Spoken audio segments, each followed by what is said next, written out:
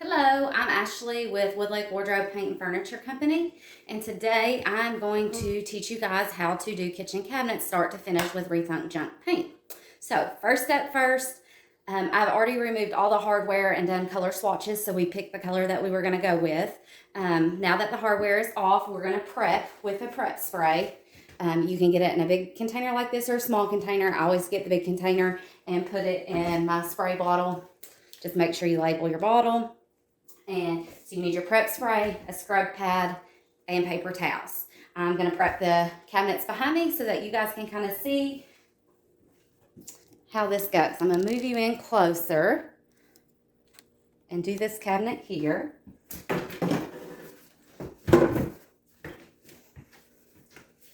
You're going to take your prep spray and just give a good coat on the cabinet. And I'm going to go on and spray this one right beside it. I like to let it sit just for a minute. And then once you got it on there, you're just going to scrub with your scrub pad. Make sure you get all areas good.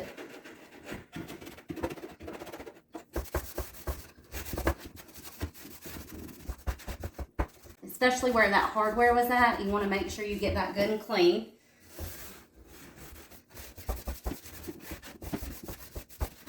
If you end up having a piece that has a lot of buildup, you'll be able to tell quickly because the prep spray will make it look white. If that's the case, you can use like mineral spirits and it'll get that off. What gives it buildup like is wax. So if ledge was used a lot on them, or they've been chalk painted in the past and they have wax on them, you're going to want to get that wax off before you paint.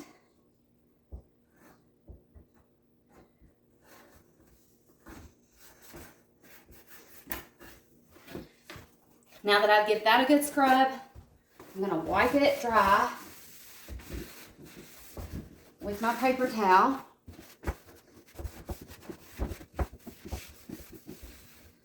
And that's what come off of it. As soon as this surface dries, it is ready for paint.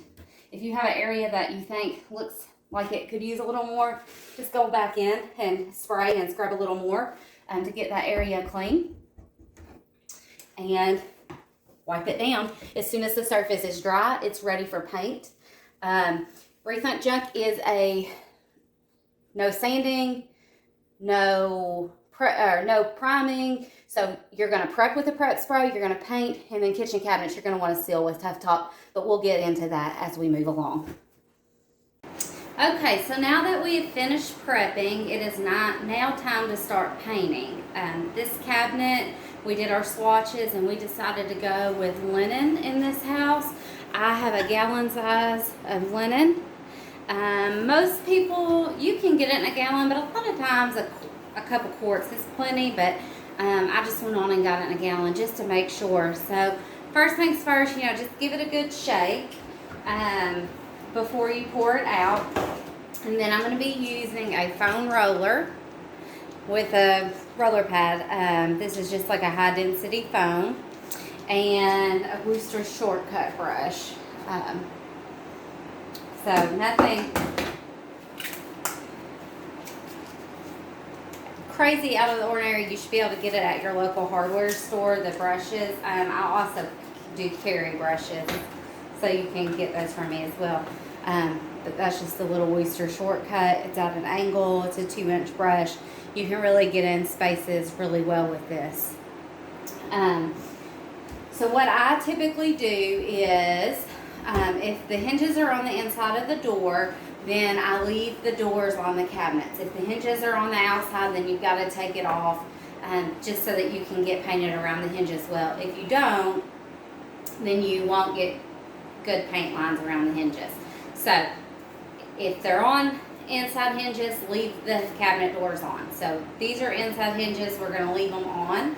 I will start on the fronts of my cabinets. I will paint the front and get all my coverage that I need on the front of the doors. And then when I get done with that, I will open the doors up. I will do the inside of the doors and the frame. I like to do it that way because Rethunk Junk is a resin-based paint, so it does have a cure time of like 7 days. It's most of the way cured. I would say 85% cured within 48 hours. Just because it has a longer cure time does not mean that you cannot use the piece. It just means you use it very gently. So I will paint the outside. That way, if I'm pushing against this or this hits, it's not going to bang it or tear it up. I get this completed and then I can open it up and do the insides and get them painted and the trim, and then I can very gently shut these doors and they can be babied for a couple days. So let's get started. Because these are wood cabinets, they are kind of a medium wood, but we're still probably looking at 3 coats of paint, which is not abnormal with any kind of white paint. So I just pour a little paint in my paint tray and put my lid back on. I will start with my brush. Resin paint is a super hard finish. So once it sets up, it's almost impossible to take off. Now, this what you see here, those were my sample colors that I did for this customer. I put those samples on. I did not prep the cabinet doors at all whatsoever before I did that, and so this is a prime example of why prepping is so important. Do not skip prep. Prep and then paint. Once you prep, after you get through your cure time, you almost cannot get it off. If you paint and you scratch test the paint the next day, yes, it's going to make a place in the paint or remove the paint because the paint has not cured. Once it cures, you won't have any issue with that. You have to baby wooden furniture that, not baby, but take nice care of wooden furniture that is good quality to keep from scratching it as well. So the same thing with cabinets, keep in mind. So I just dip this in. I like to do, I don't have a ton of paint on there. I like to do the creases and crevices first. When you do your first coat, you just want a good thin base coverage. Don't put it on too thick. This paint will self-level. Now, it has its limits. You don't want to glob this on with a chip brush and expect it to level itself out. It's not going to. But as long as you use a good quality brush, it will level itself out. You can use a brush, you can use a roller. There's a lot of different ways that you can paint. It's really totally a preference thing. When I first started using this paint line, I did not like using a brush with it at all. I have since grown to really like not a brush, I'm sorry. I didn't like using a roller. I only use brushes. I've since grown to really like using brushes and rollers together. Just because you can cover so much space so quickly. Oops, sorry. I'm short, so I have to have a ladder to reach the top.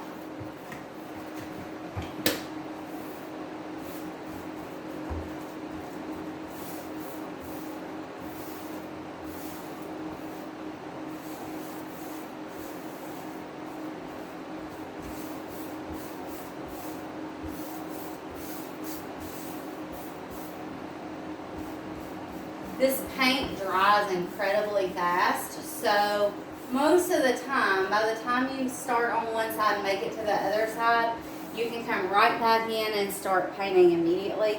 I do have a fan on behind me, but only because I am hot-natured and I get really hot. So next thing I'm going to do is I'm going to roll this cabinet door with a roller now that I have that spot trimmed. When you use these rollers, I like the foam rollers best versus the nap rollers. I think you get a smoother finish. This is a 6-inch. Get it wet. So I'm going to run it under the water and wring the excess water out and then start painting.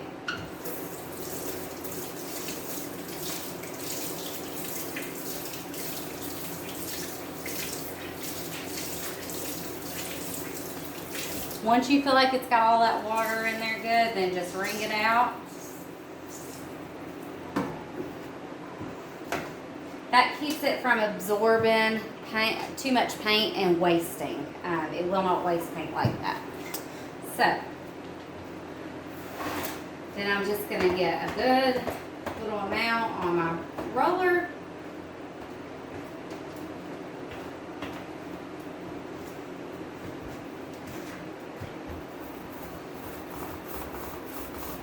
And I'm going to roll this door.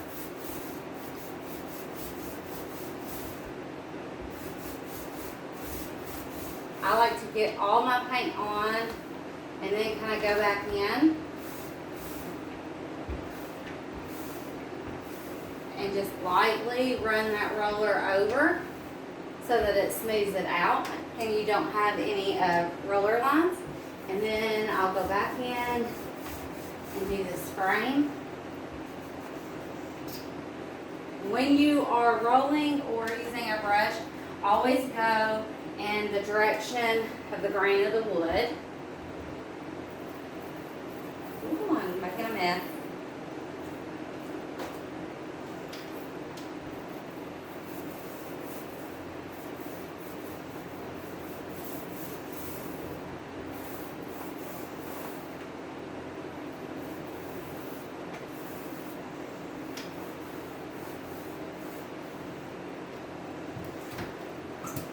This is water-based, so you can water clean up. And then I do the edge, just like that.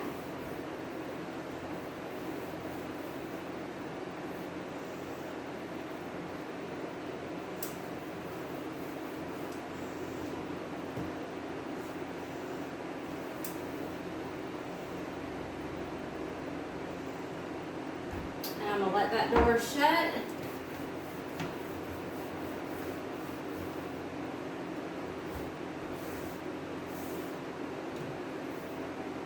And we're going to let it dry before we do our next coat as we move on to the rest of the kitchen.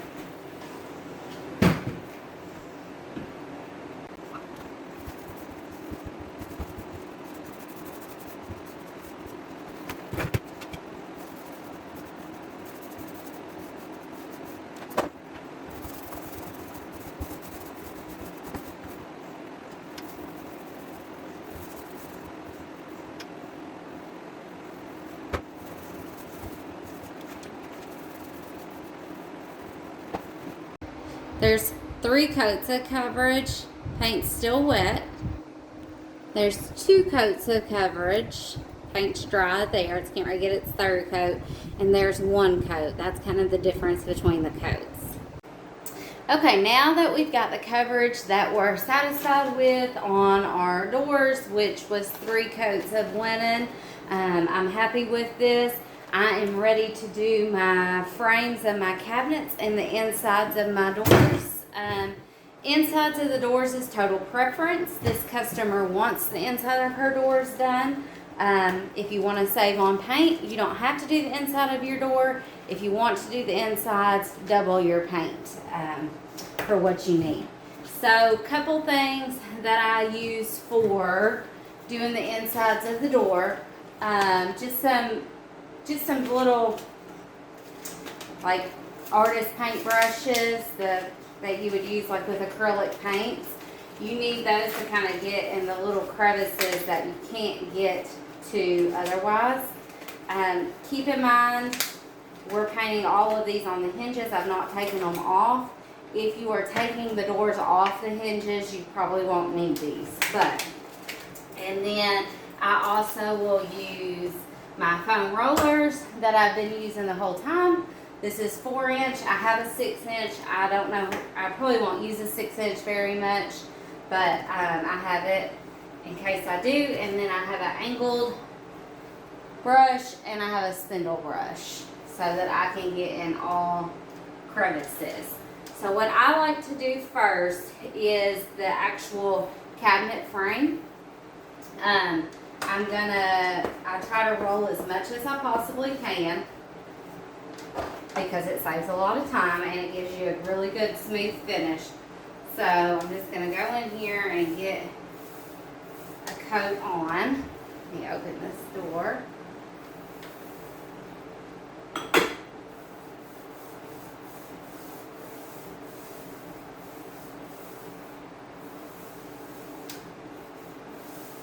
And then you're going to want to get in these corners.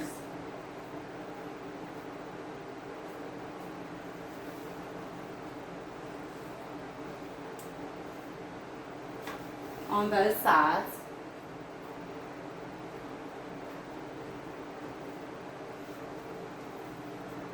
And I like to open my door and kind of look in that crack and make sure that I've gotten everything good on each side. And that it's blending into my dry paint on the outside well. And then I will start with these. These have little rounded hinges, so I'm going to trim around those just like I would anything else.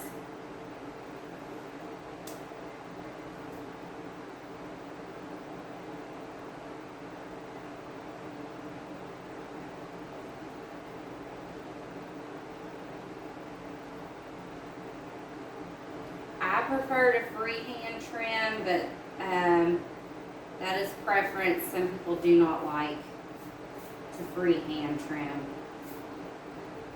I don't have good luck with tape, but that's just me.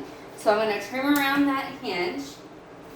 I'm going to trim around this door here from that little crack where my roller won't get.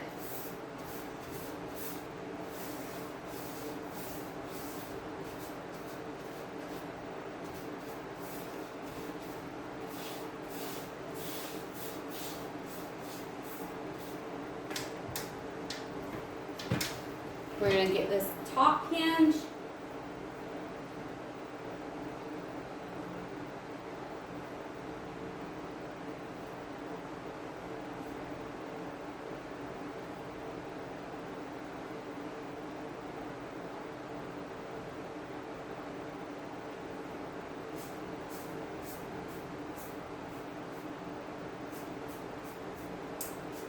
And then I'm going to switch to my roller.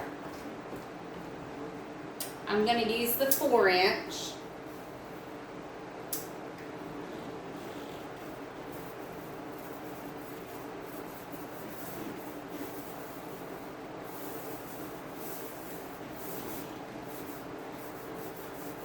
When you're using a foam roller, do not roll super fast, because if you do, it will splatter paint.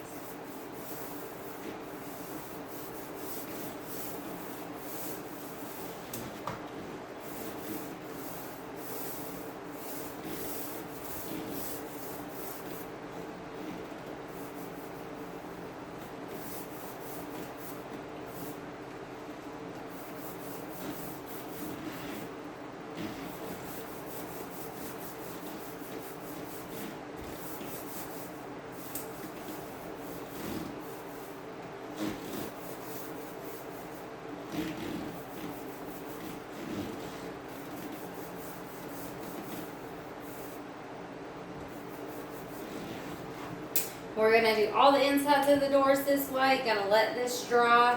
Don't forget the top part of your frame. Once this dries, it will definitely have to have another coat. So we'll come back in and do some more coats after it's dry. And then we will move on to sealing with Tough Top. And we'll show you guys how to do that. Once you've painted this, leave the door open. If you shut the door, the paint's going to stick to the frame. So leave the door open. You don't want to close it until it's completely dry.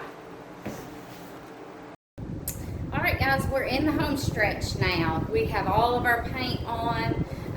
We've got the insides of these cabinets, doors done, the frame, and now it is time to tough top. I've already tough topped the insides of the doors. I'm getting ready to do the outside. I wanted to show you all with this hardware on. I obviously don't have it attached. We painted the hardware that was on it, clean with TSP, and prep it really well before you paint it. And then before you attach it back, you're going to want to tough top the outside of the cabinet, let it completely dry, and then attach your hardware back in its location. That's a nice money-saving tip on hardware. So, I am going to show you the tough top process. Tough top is a satin finish, so I say it's on the shinier side of satin. You're just going to want a good smooth brush and just brush it on there. You'll see the shine. Do not let it run, because if it runs and pulls, it will look yellow when it pulls, and you don't want that.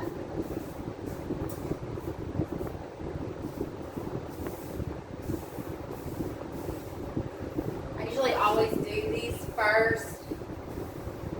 That way I can go back in and get it if it's going to run, because if it's going to, that's usually where it happens, is in these corners. So you're just going to smooth it on, and you want your brush to go in the same direction the entire time. Or you can slap it all on there and get it covered, and then go back in and smooth it out.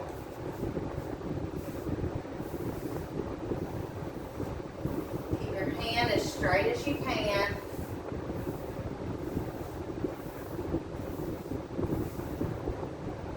So you've got the center of that, and then we're going to do the outside door frame.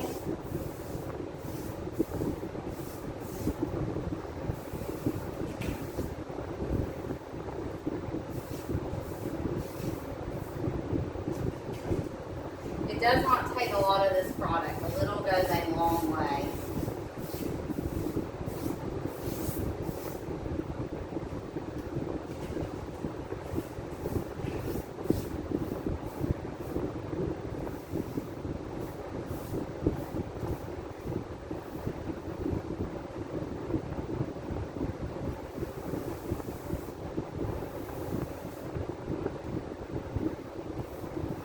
Don't forget the edge.